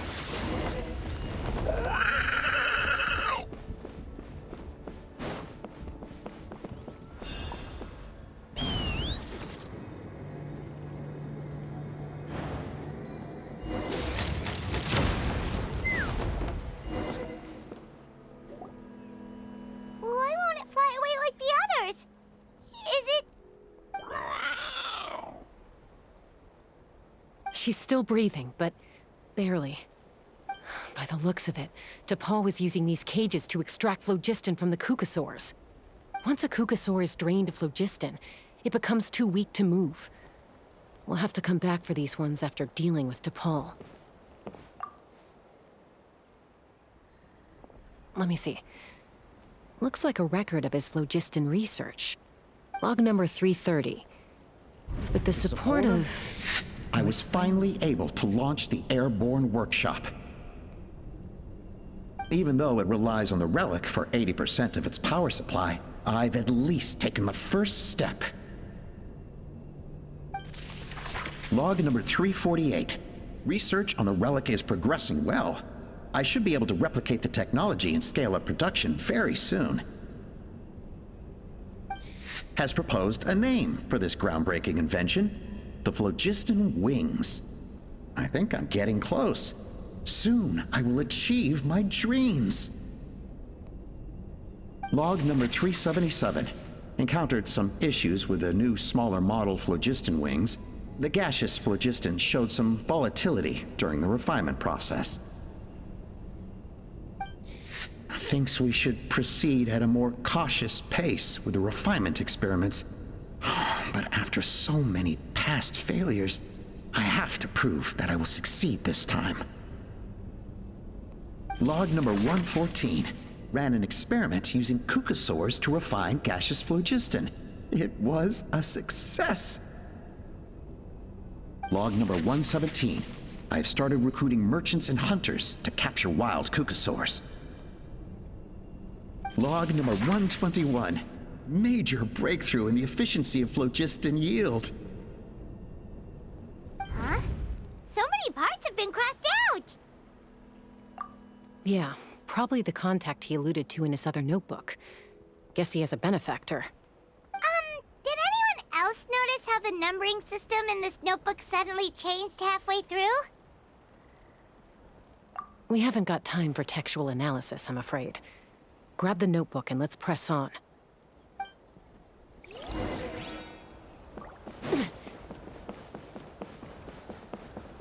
Huh.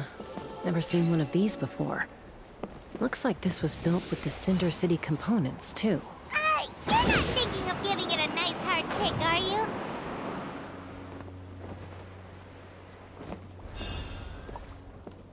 Let's fly. Whoa! What's that mechanism doing? It's asking for a nice hard kick where it hurts. Aim for the weak spot.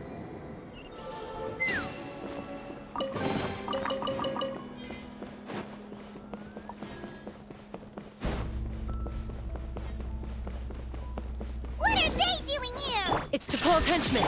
He must have brought them here using the relic in his prototype wings. Watch out!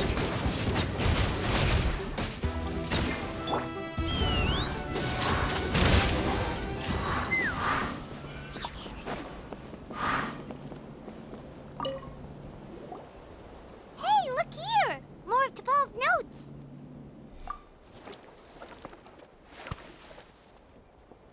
Log number 403. Introduced me to some new comrades who fully support my ideas. I told them that some Saurians are blessed with wings, and some people with natural gifts, while the less fortunate among us can only look on longingly as they seize the skies. But I also told them that progress can erase individual differences. Think of the tools humanity has made to fight back against wild beasts. The law we have put in place to even the playing field between the strong and the weak. I promised them that our research will be the new frontier of human progress. With our phlogiston wings, the power of flight will no longer be for a select few to enjoy. Imagine a world where the skies are for all to share. I only hope that when we finally achieve this goal, we'll be proud of me.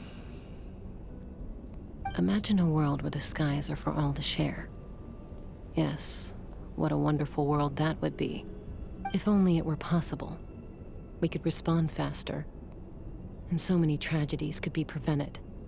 But T'Pol, what about the Saurians you're draining dry of phlogiston? You're not sharing the sky, you're stealing it! Bad move. I won't let you get away with it.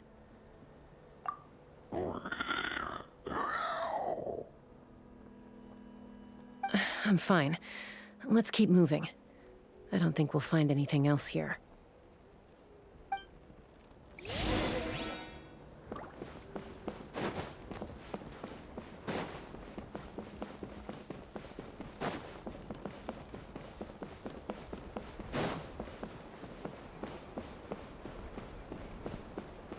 Take me up!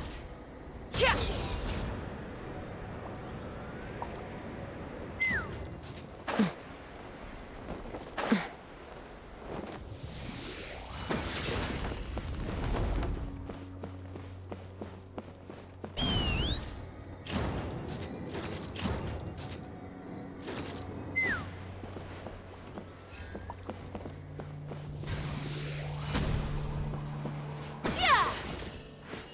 Let's fly! Yeah!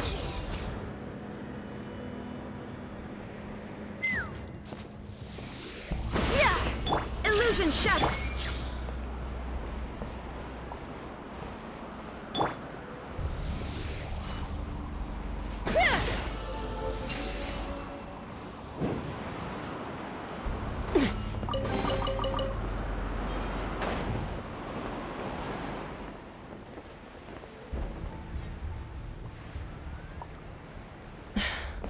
I can't believe he captured so many Kukasaurs.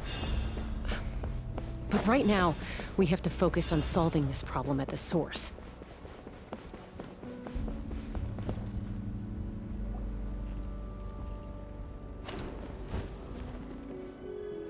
Looks like we've reached the center of the workshop. And still no sign of Koya's baby!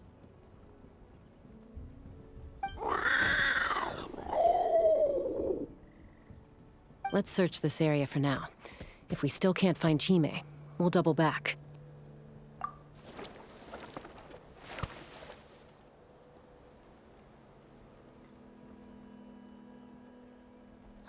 Chasca, Traveler, come quick! What is it? Did you find Chime? Not yet, but look! It's another one of T'Pol's notebooks! All right.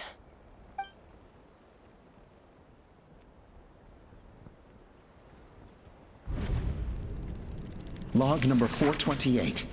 We decided to restart the experiments on phlogiston refinement, but without telling.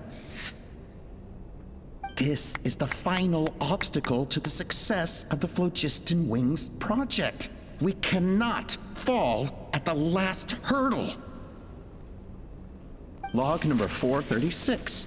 Earlier today, suggested using cucosaurs as an intermediary to extract refined phlogiston. It's certainly feasible, but... Anyway, as long as our secret experiment succeeds, I'm sure won't bring it up again. Log number 443. We will conduct the experiment tomorrow. Birthday is coming up, so hopefully we'll have a birthday surprise for her. Log number 444. Huh? Why is this log empty? I guess whoever wrote down the log number was prevented from recording the results.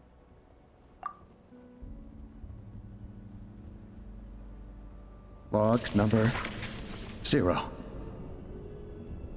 We lost many comrades in the accident. Among them are friends, lovers, and children. But we cannot stop now. We will keep their legacy alive and carry their dreams forward. As of today, we are scrapping the artificial refinement method. Instead, we will focus all our efforts on phlogiston extraction from live cucosaurs. They are arrogant beasts whose existence in the wild serves no one but themselves. Their true worth lies in their sacrifice for the sake of human progress. To facilitate our operations, we will gradually move the airborne workshop closer to the Flower Feather clan, even as we continue to expand it. All this we do to create a world where the skies are for all of humanity to share. All this we do to make T'Pol's dream a reality. Given the way this is written, not to mention the fact that the numbering has started over from 0, it kinda sounds like this is someone new. Does that mean that T'Pol's already... There's also a letter tucked in the end of the notebook. It's from Puma.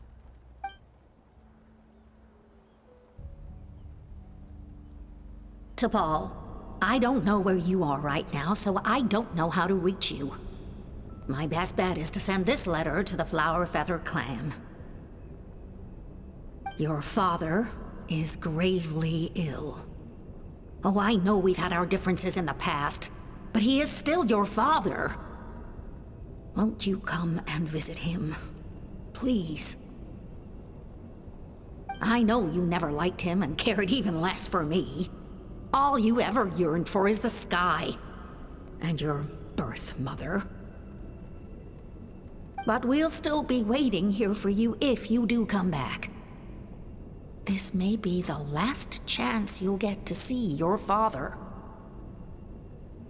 So Puma's not T'Pol's real mom? Huh.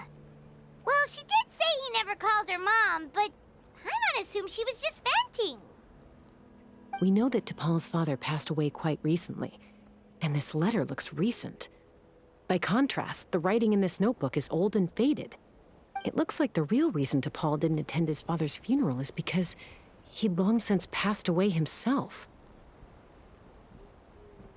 If we ask ourselves why this letter was sent to the Flower Feather clan, why T'Pol always yearned for the sky, and how he got his hands on a relic from the Cinder City, it all points to one answer. That's right. T'Pol was my child. He was born during my days as a wingless wanderer. His birth gave me new hope. I wanted to become the kind of mother who spent her days as a valiant rider, soaring the skies. Not an aimless, wingless nobody. But his father wanted to settle down, to give his child a safe, sheltered life in his tribe.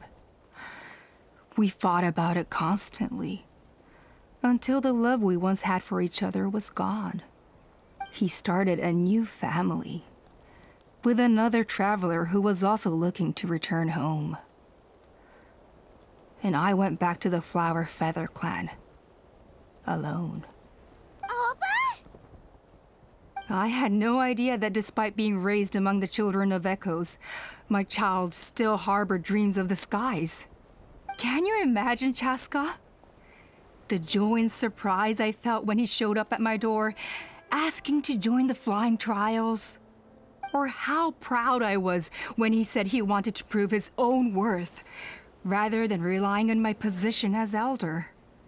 And then the anguish that overcame me when he was rejected by the Cucusaurs and became wingless, just as I had after my injury. You've got a lot of nerve showing your face here. Don't take this the wrong way, Chasca. I'm not here for a fight. I just want to talk. Isn't that your preferred way to resolve things? I trust you've learned of T'Pol's wish on your way here. A world where the skies are for all of humanity to share. If only his dream can be realized, no one will ever have to lose their wings again. Our aerial prowess will be greater than ever before. War will never again come at such a great cost. The loss of Koichi is a tragedy that need never be repeated. So tell me, Chasca, do you really wish to see the phlogiston wings forever grounded and gathering dust? Nothing you've said excuses all the conflict you've caused. You mean the argument back at the tribe? It was a necessary measure. Sometimes this is the only way to accelerate the pace of progress.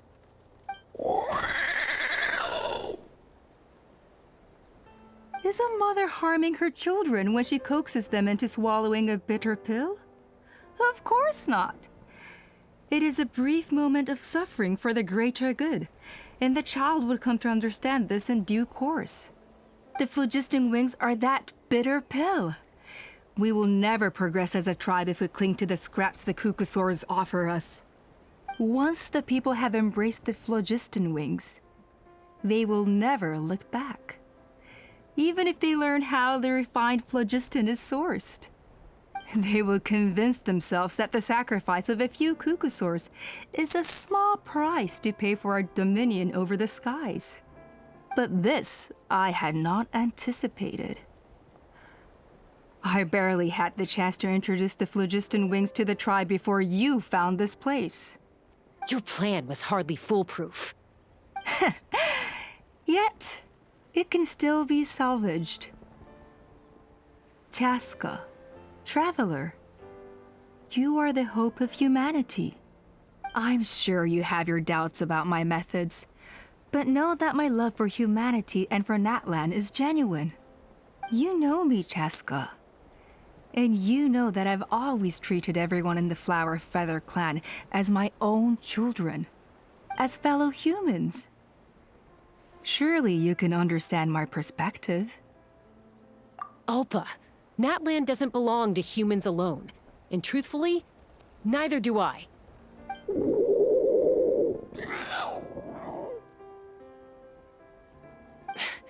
How many times has the Abyss invaded Natlan now? And yet despite how much stronger it is than us, Natlan still stands as a nation of humans and saurians. Peace imposed by force will crumble in a matter of days, because social bonds are what hold a civilization together. Weren't you the one that taught me that?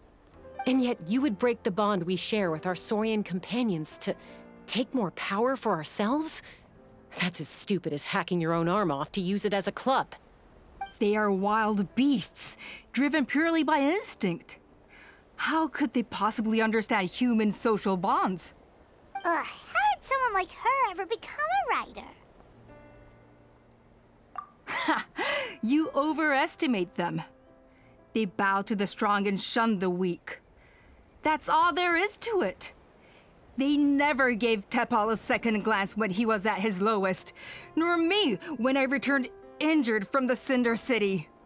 It's all about survival of the fittest for them. Plain and simple. They obeyed me once I proved myself stronger than them, but the moment it serves them better, they'll abandon me in a heartbeat. You're wrong, Alpa. They only reject the wingless because they don't want to fly anyone to their death. Chasca, I will promise you this. only the unruliest wild cucosaurs will be used for phlogiston extraction. The ones who have nothing else to offer to humanity. Well, that's too bad. Because I know a few unruly wild cucosaurs who don't think that idea is gonna fly. Namely my mom, my sister, and me. And the others? To us, they're friends, family, even children. So if you want to put any of them in one of your cages, you're gonna have to go through us. Is that right? I knew you might be difficult to convince. Maybe this will change your mind.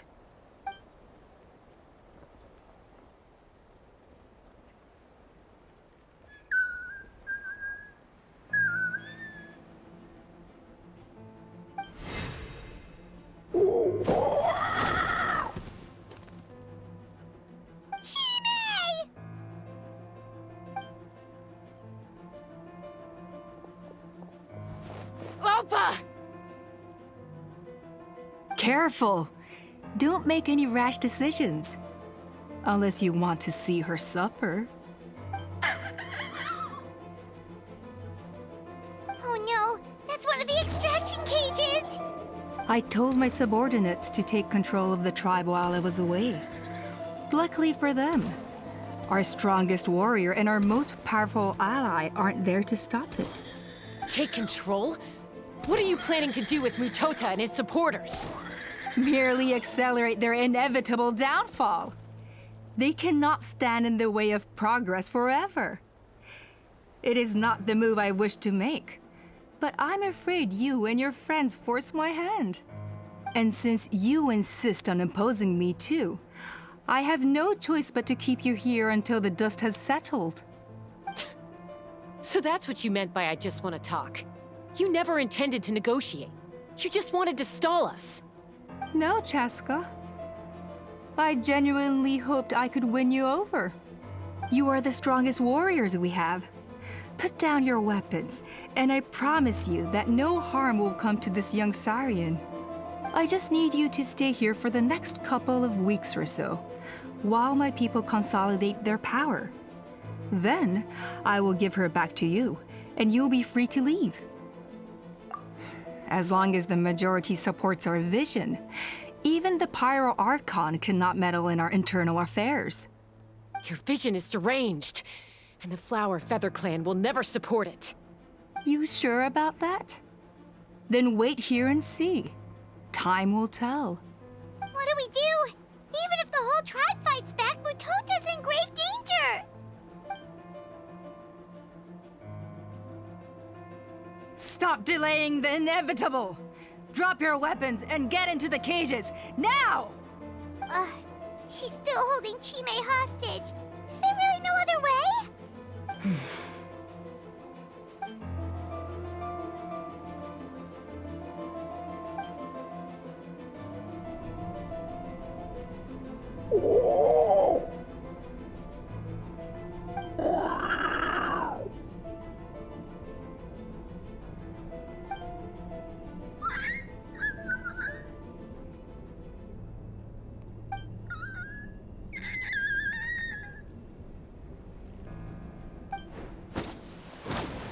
Koya? Huh? What are you yapping about? Stand down. Drop your weapons, now! This instant!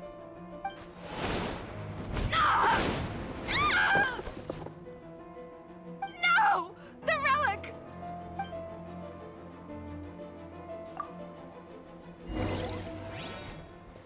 Shine down! Stabilize!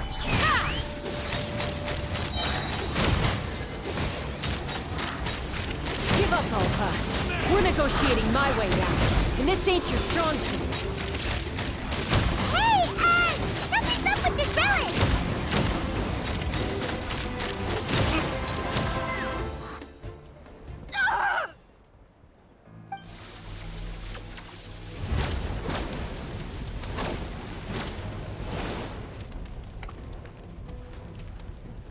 No!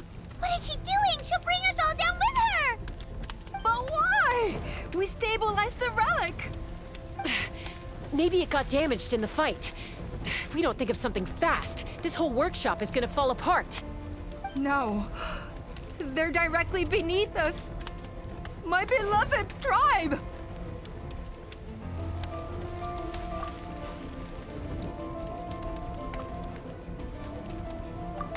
Okay,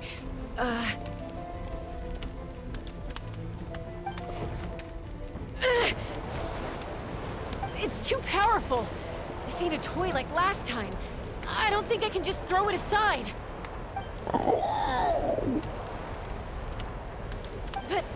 But we need to get it far away before it explodes.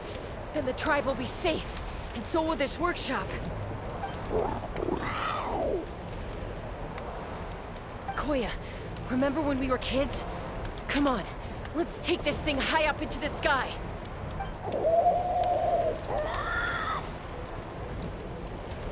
Don't worry. I know I can get rid of it before it explodes. We're talking some surface wounds at most. All I need is for you to catch me at the end. Just like old times. I can't hold it back anymore.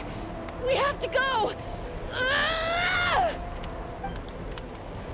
Don't be insane! Alpa! What are you... You're a fool, Chasca!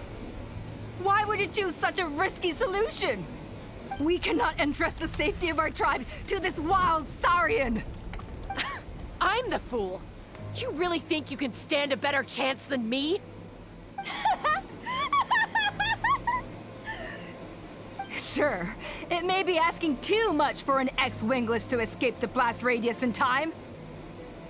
But I can fly it a safe distance away, even if it's the last thing I do.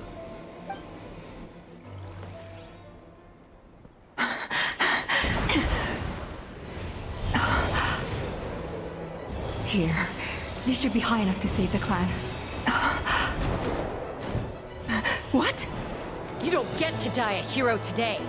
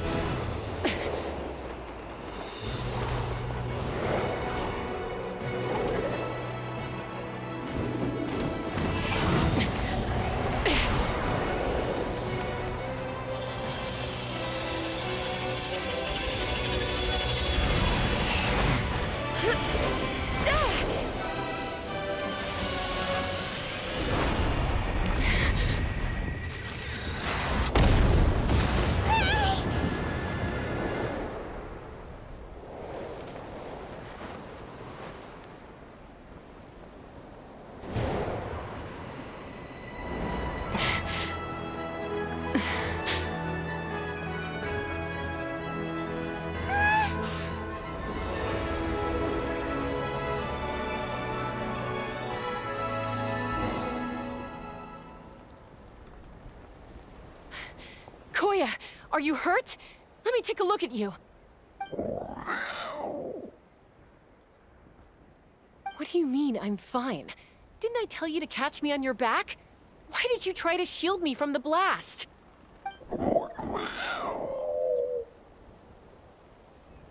Accident? Yeah, right. Seriously, you're as stubborn as ever. Chasca, Koya! How are things looking here?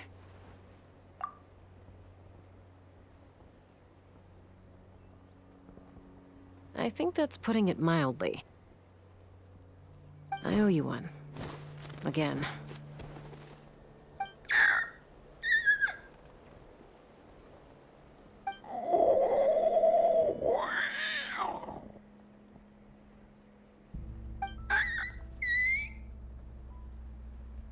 Oh, but be honest. Do you still think Kukasaurs can't form bonds? Mom, I'll figure out the refinement problem. I'll find a way. You don't need to worry about it. I just need some more time. That's all I ask. Please just trust me. Just this once.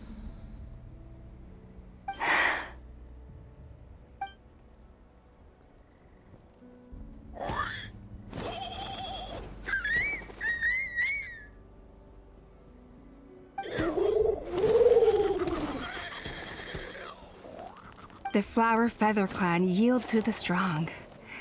And it's up to the winners to define what strength means. So it looks like it's my turn to yield.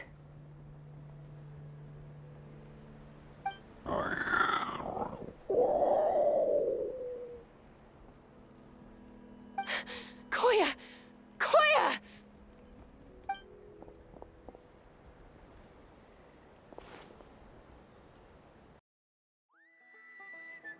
So, you're absolutely sure it's not because of the explosion? Yes, for the 10,000th time, I'm sure. The blast barely touched her.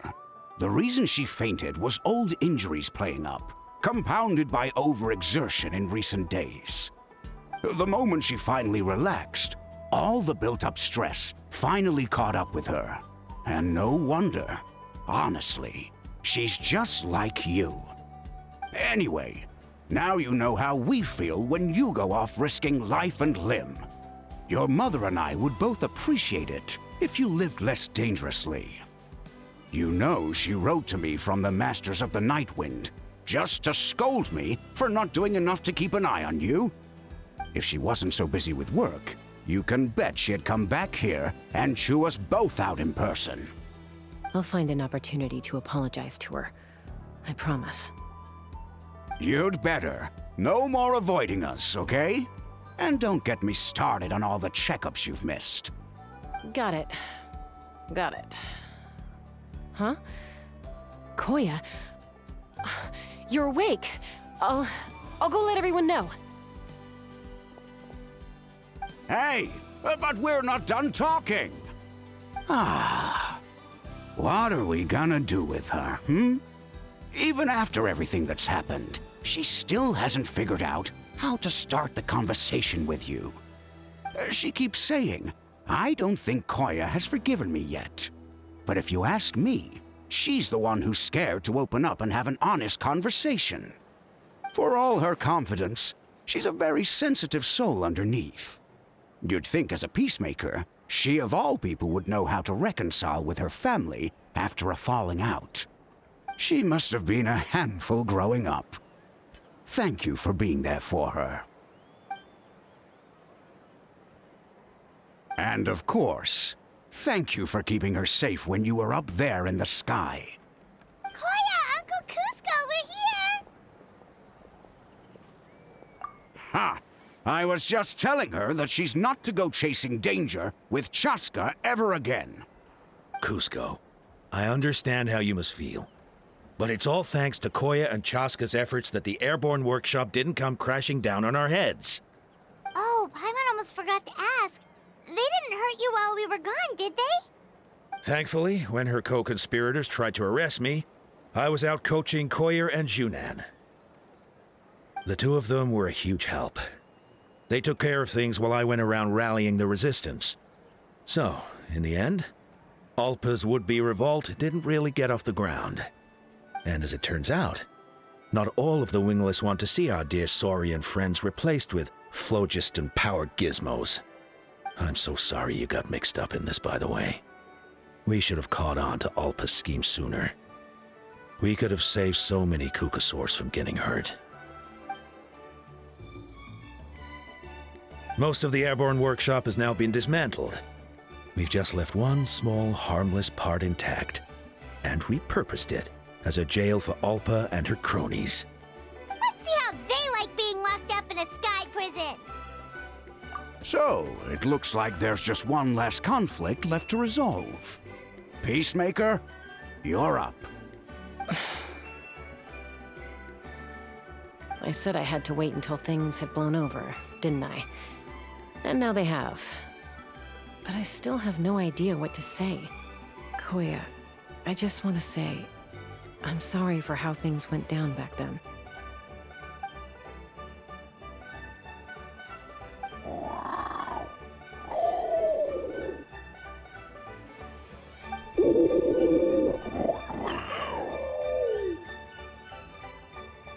Huh? Does this mean you're not mad at me anymore? There's that family likeness coming through again. But That day, when we ran into each other.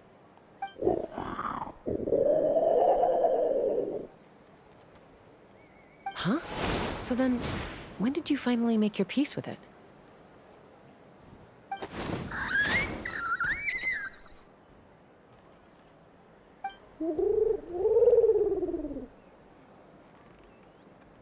Aw, it's Chime and Chimpu! They're here too!